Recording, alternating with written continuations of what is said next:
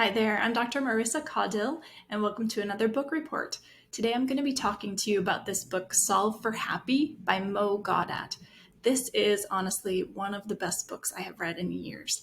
I listened to it as an audible book, which I highly recommend. The author, Gawdat, is a executive at Google X, and so clearly he has an engineer's mind, a keen intellect, but he has a really nice voice. He's Egyptian and he has this deep voice with a nice accent, and I really enjoyed listening to him read the book himself. But I loved this book for many reasons, and I wanted to talk a little bit about my thoughts about how it pertains to our role as parents. His story in particular is touching and heartbreaking. He experienced, I think, the biggest fear that all of us have as parents, which is the loss of a child. His son Ali died at the age of 21 when he was having a routine appendectomy due to a medical error. And yet somehow from that heartbreak, he channeled his desire to teach the world how to be happy into making this book and to having seminars where he's been teaching people the principles in it. I really love people who write like this. I'm finding my own way to a spiritual path, and I don't necessarily view myself as a super spiritual person. So I really allied with his intellectual mind and his scientific way of thinking about things. And that may or may not jive with you. You may prefer the way other people write about these topics, but let's kind of dive in. I want to keep this video short. So if you want the link to be able to purchase the book, you can go to my website, theparentdoctor.com, under resources and blog. The link will be there for Audible and Amazon content.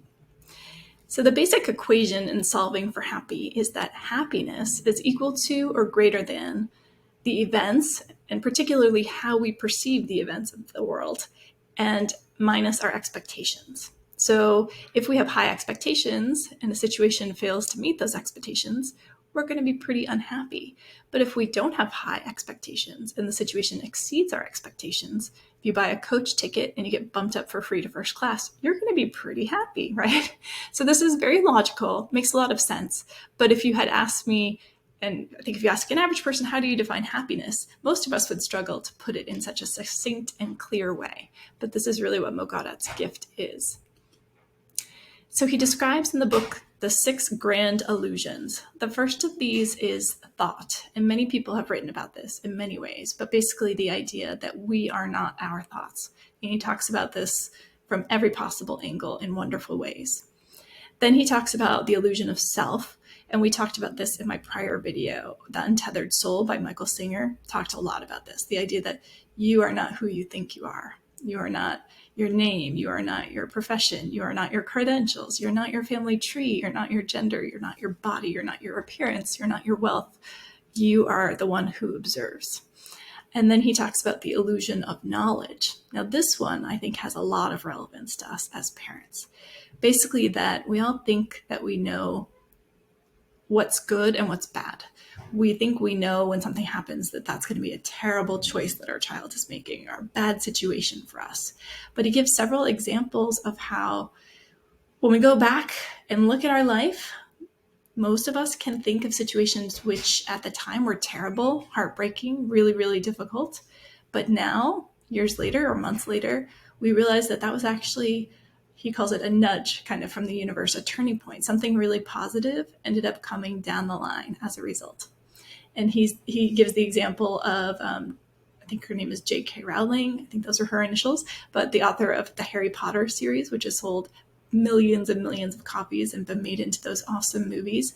But basically, she wrote those stories when she was at a really desperate time in her life. She had just gotten a divorce from a man that her family felt was a bad choice. She was a single mom with no money, and yet she had this story in her and she poured it out, and look what it became.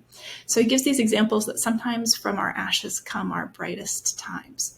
And therefore, as parents, when we see our kids making choices that are, from our perspective, really bad choices, sometimes we have to bite our tongues and keep in mind that maybe they're on their own life journey. Maybe they're going to have to learn from the inevitable setbacks and mistakes that we all have. And this is going to turn out to be something that might be painful, yes, but that might turn out to be a really good thing for them in the long run. So I liked that part of the book quite a lot as it pertains to parenting. The fourth one is the illusion of time. And this one, honestly, at times he lost me a little bit because he got into the physics of space-time continuum and things like that. But basically, the idea is that we only have this moment. And that, again, is something that's written about many different ways. But it's always helpful to have the reminder that we all should be practicing some way of being present in the moment each day. And then he talks about the illusion of control. And again, here, I think this is so central to our role as parents because I've talked about this before. I so want to control my children, not to be able to pull them like puppets on a string, but to prevent anything bad from happening. And I can't. Like, there are bad things that might happen to my kids. My husband and I both have addiction in our family. We both have psychosis in our family. So our kids could end up with either of those problems. And I can't view it as my fault if it happens. I have to just love them and do the best that I can for them. Similarly, you may have a child with a medical problem or illness, and it's not your fault either. Or a mental health problem or illness, and that's not your fault either. So here, there's so much in life that we can't control. All we can control is our attitudes and our actions. And I don't think that any of us can be reminded of that enough. I know it in my head, but I don't always know it in my heart. And so I have to remind myself of that all the time. And then the last grand illusion is fear. And basically, his point is that there's nothing that we should fear, right? I mean, keeping in mind all these other things, it's a logical conclusion that if we know that things are going to turn out okay, as long as we keep at it, as long as we don't give up, then we don't really have anything to fear. So long as we're still alive and breathing, we're still in the game. So those are the grand illusions. Then he talks about the 7 blind spots that we all have. And this is very similar to cognitive behavioral therapy's way of thinking about cognitive distortions. Basically filters, assumptions, predictions, memories, labels, emotions, and exaggeration. So ways that our brain can sort of distort reality and tell us a story that feels real to us, but actually isn't the real truth. And then the last portion of the book is the 5 ultimate truths. Oops, let me go back. And these are now, that again, we just have this moment. That's all we'll ever have. Change, the change is certain and nothing will ever stay the same. Love, that it's basically all that matters, that it's within our control and it's our purpose. Death, which is, we're all going to die someday. That's inescapable, but it doesn't have to be something that we fear or dread. And then design. Now, this one is probably going to be the most controversial portion of the book. If you're an atheist or someone who doesn't believe in sort of a higher power or an ultimate rationality and design to our existence, then you may disagree with his conclusions in this portion of the book. But even if that's the case, I think there's a lot of value in the rest of the book for all of us to enjoy. So one of his suggestions, let me make myself smaller here so you can read this better, is that we should all make a happy list. And he suggests putting this in a folder on your phone. And this is a list of things that have made you happy and do make you happy. This is not your bucket list. This is not things you want to achieve someday that will make you happy, because he says a lot of us make that mistake of thinking, I'll be happy when I blank. And he really wants to sort of delete that from your vocabulary and help you focus on what you already have that makes you happy. So he recommends writing down a list of 20 to 30 things that make you happy. It can be simple things like a nice cup of coffee or a cocktail or a sunset or holding your partner's hand or a hug from your child or a warm bath, whatever it is.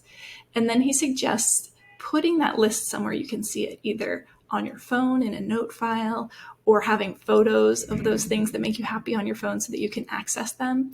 And this is an important way that you can reset your emotional state when you're feeling distressed and unhappy by looking at these things and reminding yourself that you have a lot in your life that you have to be happy for and that you enjoy. So that's it for this book. I hope that you pick it up and that you read it and that you enjoyed my introduction of it. Take care. See you in a little bit. Bye.